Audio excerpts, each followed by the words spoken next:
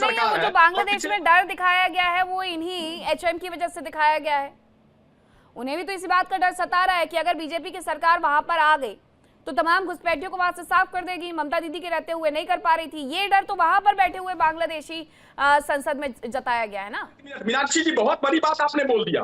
मीनाक्षी जी सुनिए, तो मैं वही बात आपके बात को कोड एंड कोड कर रहा हूं कि ममता बनर्जी इतनी पावरफुल है कि देश के यूनियन होम मिनिस्टर को नकारा साबित करके रख दी है। हमारा होम मिनिस्टर नकारा है। क्या मैं इस भाषा का प्रयोग करूं? नहीं, आप तो करना पड़ेगा। जब आप ये बात बोलेंगी कि ममता बनर्जी को रहते हुए घुसपैठिए बाहर नहीं जा सकते, तो इसका मतलब होम मिनिस्टर का कुछ नहीं चल रहा है। क्या बैठा है गद्दी पे बेटा को बिठाने के लिए? प्रभात कुमार जी आराम से बैठे हुए हैं, आराम से आप बैठे हुए हैं। ये शायद इसी सरकार की वजह से बैठे हुए हैं। ऑपरेशन सिंदूर से लेकर के कितनी तबाही आती आपको भी बहुत अच्छे से पता है। डिबेट के लिए ठीक है कि शब्दों का इस्तेमाल अच्छा लगता है, सच्चाई आप भी बहुत अच्छे से जानते हैं। राहुल तालान जी, अब ये डर जो बहुत पहले से, मुझे लगता है कि ये कोई नया मुद्दा नहीं था जो चुनावों में आ गया, ये उसके पहले से भी मुद्दा था। उसके पहले से भी तमाम बातें कही गई थी कि वहां पर फेंसिंग नहीं करने दी जाती है। कई सारे तालाब ऐसे हैं जो सीधे सीधे कनेक्ट करते हैं बांग्लादेश और बंगाल को, फेंसिंग करने से रोक दिया जाता है। तो ये जब तमाम चीजें वहां से निकल करके सामने आती है तो ये कहां तक कह देना जायज है कि सारी जिम्मेदारी केंद्र सरकार की है केंद्र सरकार की जिम्मेदारी, लेकिन राज्य सरकार के बिना मिले हुए क्या कोई काम किसी राज्य में हो सकता है, वो भी जब बात पश्चिम बंगाल की हम करते हैं?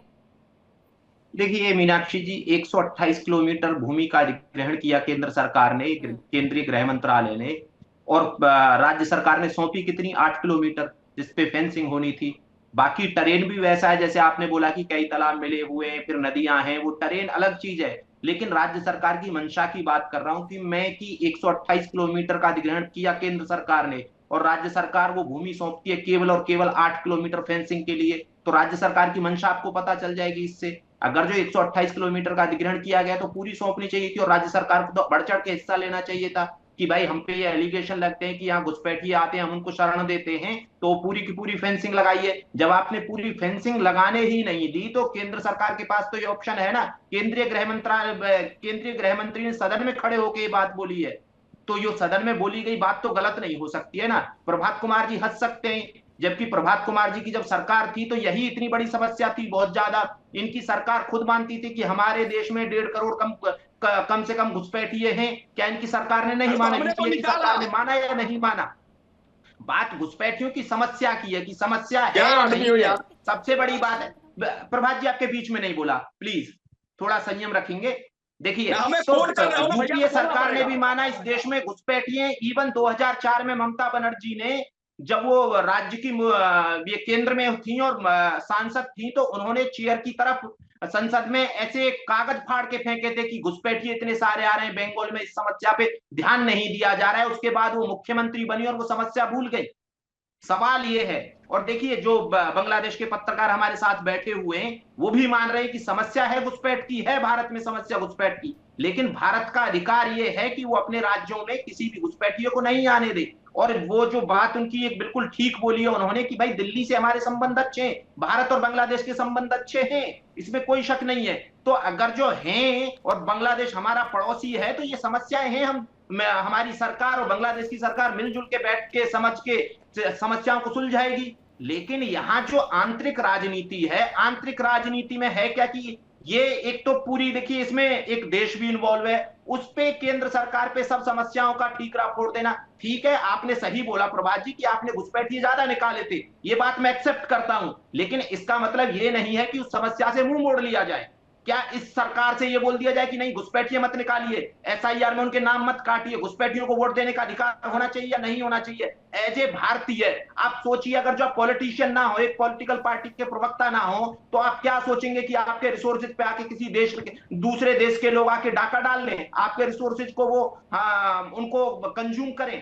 सवाल ये है कि आप एक पॉलिटिकल पार्टी हैं, लेकिन पॉलिटिकल पार्टी का स्टैंड देश से बाहर नहीं हो सकता है। इस देश में राजनीति करनी है आपको, बांग्लादेश में जाकर राजनीति नहीं करनी है। मुझे जवाब देने का समय जब दीजिएगा, अपनी जब बड़ाई करते हैं, बोलते हैं कि हमने 10 साल में ज्यादा घुसपैठिए निकाले, तो फिर आप ये भी बोलिए कि इस देश में घुसपैठियों की समस्या है और उससे डील किया जाना चाहिए केंद्र सरकार। ये आप ये कहें कि केंद्र सरकार फेल रही है डील करने में, मैं आपको जवाब दूंगा, लेकिन आप बोलेंगे। राहुल भाई मैं आपके बात का जवाब दे रहा हूँ, 1 मिनट चुप हो जाए, आपके बात का जवाब दे रहा हूँ। आपने कहा कि प्रभात जी पॉलिटिकल पार्टी छोड़ करके एक आम सिटीजन की तरह सोचिए, यही अपेक्षा मैं आपसे रखता हूं। मैंने जब आंकड़े रखे 88,000 से ज्यादा घुसपैठियों को चिन्हित करके बाहर करने का, और उसी जगह पर 10-12 वर्षों में जिस सरकार के सपोर्ट में आप बैठे हैं, वो सरकार महज 3331 लोगों को निकालती है बाहर, तो आपको कायदे से यह कहना चाहिए कि ये सरकार सिर्फ ढोल पीटने का काम कर रही है, दरअसल धरातल पर कोई काम नहीं कर पा रही है, पहली बात। तो दूसरी बात, आपको खूब पता है कि जो बीएसएफ का हमारा एरिया है वो केंद्र सरकार के अधीन आता है, और केंद्र सरकार ये संघीय ढांचा है, भारत जो है वो संघीय ढांचा में आता है, फेडरल स्ट्रक्चर हमारा। तो ये कह देना कि राज्य सरकार ने जमीन उपलब्ध नहीं करवाया, इस कारण से हमने आप संसद के पटल पर, आप तो ऐसे तो 3 बार ले आते हैं जिस बात का कोई जिक्र नहीं होता, वो बिल भी ले आते हैं। आप ये बिल लेके क्यों नहीं आ गए? देखते हैं ना कि कौन इसका खिलाफ करता है, कौन इसके सपोर्ट में खड़ा है। मैं आपसे ये कह रहा हूं राहुल भाई, मैं आपकी बात खत्म कर रहा हूं। होती है भारतीय कानून में, मैं आपसे ये कह रहा हूं के संबंध कोई चीज है प्रभात जी भारतीय कानून में, जमीन किसके अंडर आती है, जमीन राज्य सरकार के अंडर आती है, ऐसे नहीं चलेगा ना। आप मैंने फैक्ट रखेंगे तो बोला जाएगा ना, जमीन राज्य सरकार का मैटर है, और राज्य सरकार ने, केंद्र सरकार ने 128 किलोमीटर। अरे रुकिए ना राहुल भाई, एक प्रश्न ले लीजिए, राहुल भाई एक प्रश्न ले लीजिए, एक सेकंड बस, एक प्रश्न ले लीजिए, एक प्रश्न ले लीजिए, अरे एक प्रश्न ले लीजिए राहुल भाई, आपने इंडियन भारतीयता के नाम पर एक प्रश्न ले लीजिए। राज्य सरकार के अधिकारों का सुनिए, बस सिंपल सा प्रश्न है मेरा। पूर्व अभी पेट्रोलियम मंत्री, पूर्व के जो शहरी विकास मंत्री थे हरदीप पुरी, उनका ऑफिशियल स्टैंड मैं बता रहा हूं, दिल्ली में आप भी रहते हैं, मैं भी रहता हूं, चलते हैं दोनों भाई। बक्करवाला में जो रोहिंग्याओं को बसाया है इन्होंने डीडीए के फ्लैट में, आप चलिए मैं चलूंगा आपके साथ, चलते हैं खाली करवाने, चलते हैं खाली करवाने। ये भारतीय जनता पार्टी ने बसाया है गुरु, ठीक है राहुल जी, छोटा सा जवाब दीजिए, छोटा सा जवाब दीजिए बस। बोला है हरदीप पुरी ने। अच्छा ठीक है, सुन लिया आपका, अभी राहुल जी से थोड़ा सा जवाब भी सुन लीजिए प्रभात जी। देखिए, एक तो प्रभात जी को केंद्र और राज्य के संबंध जो डिफाइन है संविधान में, उससे आगे की बात कर रहे हैं वो। क्या भूमि जब राज्य का मैटर है तो उसमें केंद्र नहीं घुस सकता है? ये बोल रहे राज्य सरकार से ही भूमि लेनी होगी केंद्र को। ऐसा नहीं है कि कोई बिल ला के आप केंद्र के अधिकार, राज्य के अधिकारों को तहस नहस कर देगी केंद्र सरकार, ऐसे नहीं हो सकता है। दूसरी चीज, इन्होंने बकरवाला की बात की, सुनिए ना, अब सुन लीजिए ना, मैं कह रहा हूं क्या इस देश में जो रोहिंग्या हैं उनको डॉक्यूमेंट किसने उपलब्ध करवाए? उनको भारतीय नागरिकता के चाहे फोर्स डॉक्यूमेंट हो, वो किसने उपलब्ध करवाए? क्या ये समस्या है? नहीं। और उस समस्या को आप ना डाइल्यूट हरदीप सिंह पुरी ने गलत किया की कोशिश कर रहे हैं। मैं चैलेंज करता हूं, दिखाइए इस बात को, रोहिंग्या को मकान देकर हरदीप सिंह पुरी ने गलत किया। हरदीप सिंह पुरी ने गलत किया कि नहीं किया रोहिंग्या को मकान देकर के डीडीए का? देश में रह रहे हैं रोहिंग्या, आप मानते हैं इस देश में रह रहे हैं रोहिंग्या? मानते हैं ना ये बात? अरे हरदीप पुरी मांग रहे हैं भाई, हरदीप सिंह पुरी ने मकान दिया है, पहुंच गए जम्मू। अरे हरदीप सिंह पुरी में रोहिंग्या की समस्या, ओ भाई साहब देखिए, जवाब राम का जवाब रहीम नहीं होता, आम का जवाब नहीं होता। मैं पूछ रहा हूँ हरदीप सिंह पुरी ने मकान डेवलप किए इस देश में आपकी सरकार के शासनकाल में? मुझे लगता है प्रभात जी और राहुल जी, आप लोग एक ऐसे मुद्दे पर डिबेट कर रहे हैं और राहुल जी आप भी उस बात का जवाब नहीं दे रहे हैं। प्रभात जी आप मुझे बताइए, हरदीप सिंह पुरी का ये बयान का खंडन किसने किया था? एचएम की तरफ से किया गया था ना, वहां से आया था ना क्लैरिफिकेशन। कैसी कोई तैयारी नहीं की जा रही है, ऐसा हम कुछ नहीं कर रहे हैं, आप वो नहीं बता रहे हैं, उल्टे सीधे बयान दे करके एक दूसरे का समय बर्बाद कर रहे हैं। अब जरा मुझे ये बताइएगा एहसान अब्बासी जी कि चुनाव तो हो गए हैं बंगाल में, डर बांग्लादेश में है, ये वही सच है जिसका बार बार जिक्र किया गया केंद्र सरकार की तरफ से? मीनाक्षी जी, बिस्मिल्लाहिर्रहमानिर्रहीम, जय हिंद, वंदे मातरम, भारत माता की जय। मीनाक्षी जी, जब देश में भाजपा की सरकार आती है तो पाकिस्तान के पेट में दर्द होता है। जब पश्चिम बंगाल में भाजपा की सरकार आने वाली है तो बांग्लादेश के सांसद को दर्द होता है और यहाँ को विपक्ष को दर्द होता है। तो तालमेल किसका है? टीएमसी का, कांग्रेस का, या उस बांग्लादेश के सांसद का? तालमेल किसका है? और आपका जो आज का कार्यक्रम है ना, हिसाब सबका होगा।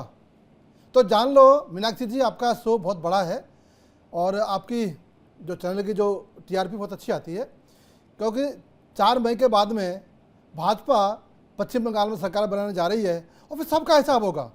चाहे देश में रह रहे बांग्लादेशी, अवैध बांग्लादेशी रोहिंग्या मुसलमान, चाहे बांग्लादेश में रह रहे हमारे जो सांसद है वो, चाहे पश्चिम बंगाल में रह रहे बांग्लादेशी घुसपैठियों को, हिसाब सबका होगा। चाहे पाकिस्तान का पेट में दर्द हो, चाहे बांग्लादेश के सांसद के पेट में दर्द हो, तो ये दर्द का तो इलाज भाजपा करेगी। रही बात घुसपैठियों की, ये मुद्दा देश का मुद्दा है और इस देश के मुद्दे से हम सब जूझ रहे हैं, लेकिन विपक्ष कभी भी इसका समर्थन नहीं करती।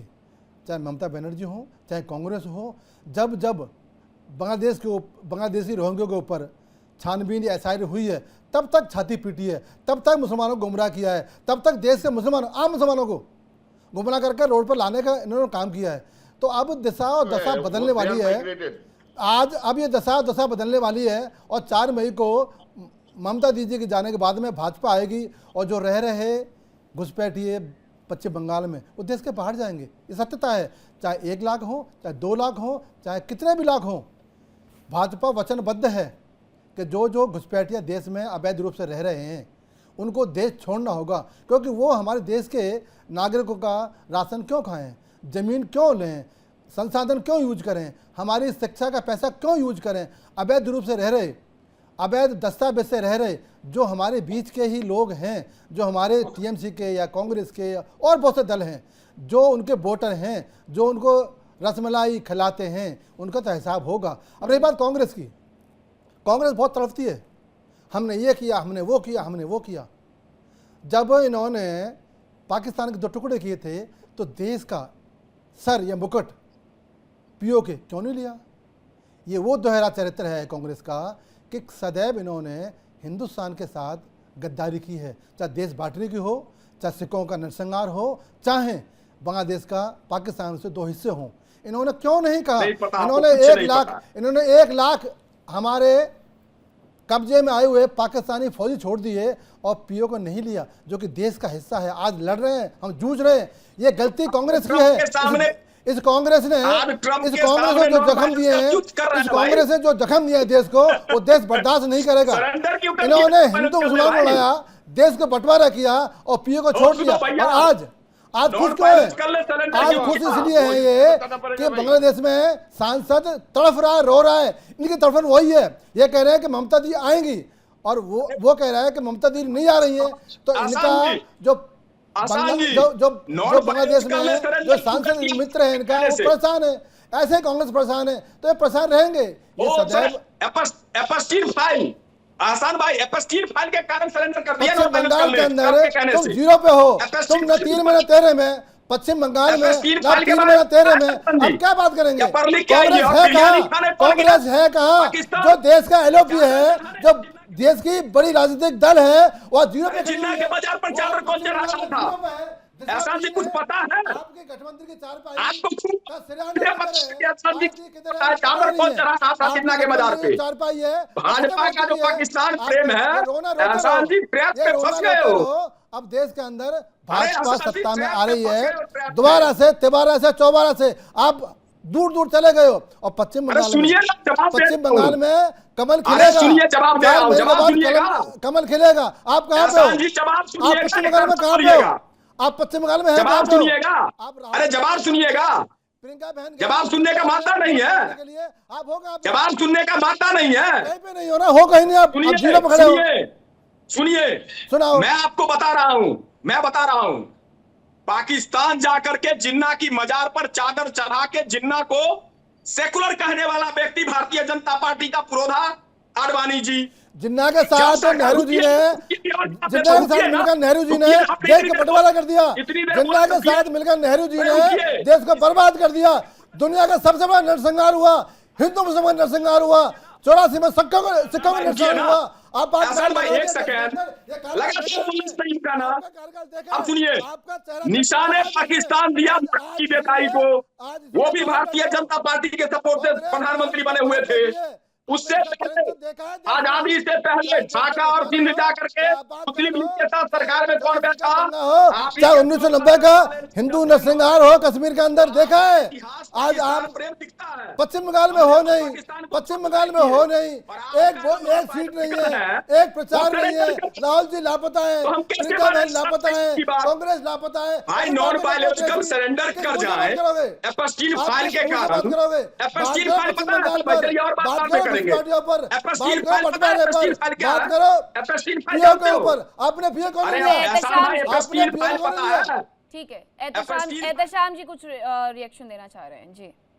देखिए देखिए, कृपया हम तमाम पैनलिस्ट को बोलेंगे, हम 2-3 आदमी का जवाब देंगे। बहुत जबरदस्त आज का जिस हिसाब से डिबेट हो रहा है, ये पूरा देश इंडिया डेली न्यूज के माध्यम से देखेगा। और मैं आज मीनाक्षी जी को कांग्रेचुलेशन कहेंगे कि आपने इंडिया और बांग्लादेश के साथ साथ पाकिस्तान के भी सपोर्टर को यहाँ बैठाए हैं डिबेट में।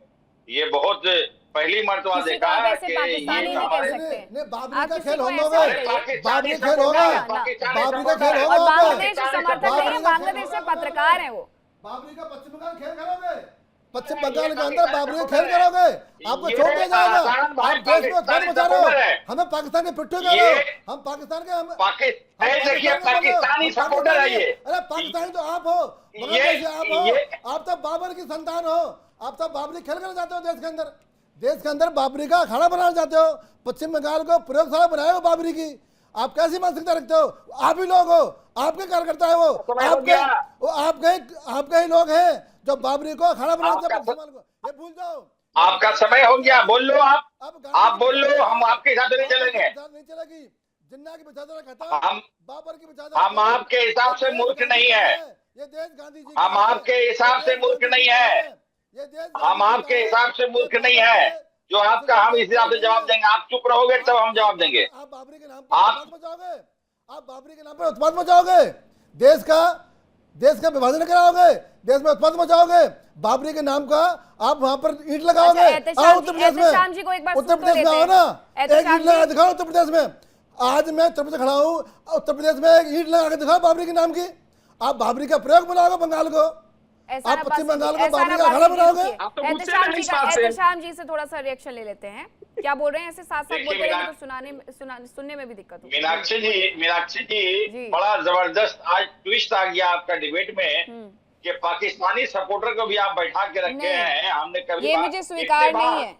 आपको पता है कि अगर आप अपने देश के लोगों को नहीं सुनिए, अगर आप अपने देश के लोगों को पाकिस्तानी कहेंगे तो इससे बड़ी गाली कुछ नहीं होगी। मुझे लगता है मत कहिए, मत बोलिए। बात क्यों करेंगे? यहाँ पर रोहिंग्या की बात हो रही, घुसपैठिया की बात हो, पाकिस्तान की बात क्यों करें? वो पाकिस्तान को फेवर कर रहे हैं। बात समझने की कोशिश कीजिए, वो पाकिस्तान की फेवर की बात कर रहे हैं। हमें यहाँ पर आपत्ति, इसलिए मैं इंटरेक्ट किया। कौन सी बात हो गई ऐसी जो मुझे समझ में नहीं आई पाकिस्तान के फेवर? हम आपका दर्द समझते हैं कि आपके ममता दीदी कहीं 4 तारीख को दर्द समझते हैं। आपका जो पीड़ा है हमें जानते हैं कि 4 तारीख को ममता दीदी गई और भाजपा आ रही, यही पीड़ा आपकी है, ये दर्द आपका है और यही बड़ा देश का दर्द है। आपका दोनों का दर्द बराबर ना, कम कर दिया जाएगा। सबका हिसाब होगा, सबका हिसाब होगा। आपका दर्द कम होगा। 4 मई के बाद में पश्चिम बंगाल के जो टीएमसी के गुंडे हैं उनका भी दर्द होगा, कम होगा। और पश्चिम और बांग्लादेश के जो सांसद बोल रहे हैं एहसान उनका अब्बासी दर्द जी, कम होगा। एहसान जी प्लीज अब जरा सुनने दीजिएगा, बोलिए।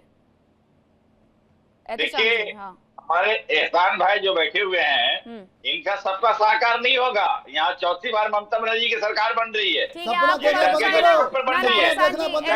रुकिए, आपको भरोसा है ना? आपका भरोसा बहुत जरूरी है। 4 तारीख को आसान भाई को बोल दे रहे 230 सीट हम आपको फोन करेंगे। चलिए ठीक है, 230 सीट आपने बोला है। मिठाई आपको पूरे पैनल की तरफ से मैं भिजवा दूंगी, ठीक है? पूरे पैनल की तरफ से मिठाई मैं आपको भिजवा दूंगी। देखते हाँ, मेरी बात पूरी नहीं हुई। हमारे मित्र बैठे हुए हैं, राहुल तगान जी बैठे हुए हैं, बहुत अच्छी वो डिबेट कर रहे थे।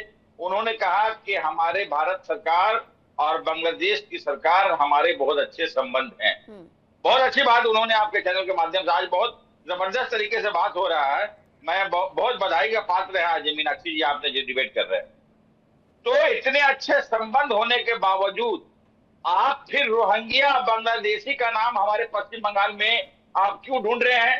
नंबर 1, आपने कहा रोहिंग्या घुसपैठिया अगर है तो केंद्र सरकार, अभी हमारे कांग्रेस का प्रवक्ता बहुत अच्छे ढंग से बोले कि हमारी जब सरकार थी 2004 से 2014 के बीच में 88,000 लोगों को हमने घुसपैठिया को निकाला। लेकिन आपके इतने अच्छे संबंध होने के बावजूद भी 3,700 लोगों को निकाला। तो इसका मतलब है रोहिंग्या को आप यहाँ अच्छा, खुद तो एहतशामुल जी बहुत सारे कई लाख तो खुद ही भाग गए और वो एसआईआर में नाम ही नहीं था, ये एसआईआर में नाम कटे, आपको ये समझ में नहीं आया।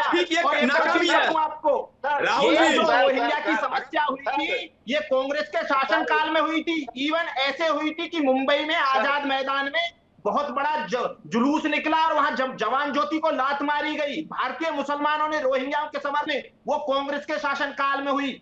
तीसरी चीज, आपको एक और चीज बता दूं कि आप जो पाकिस्तान एंगल खोज रहे थे ना कि कोई पाकिस्तान समर्थक है, तो पाकिस्तान समर्थक इस देश में कांग्रेस वहां जाते हैं, पूछते हैं कि भाई इस नरेंद्र मोदी को हटाओ, इनके नेता थे, एक उन मंत्री भी रहे थे। तो ये मुझे लोग काउंटर करने का मौका दीजिए। और आपको भी अब पार्ट डालने की जरूरत है। अच्छाई के बाद जो आप जो नरे लेके आ रहे हैं, आप आके ज्ञान दे रहे हैं हमें, वहां पर जुबान बंद हो जाती है। सरेंडर के आदमी भी सरेंडर ही होते हैं। राहुल जी जो सरेंडर का साथ देगा ना वो सरेंडर ही होगा।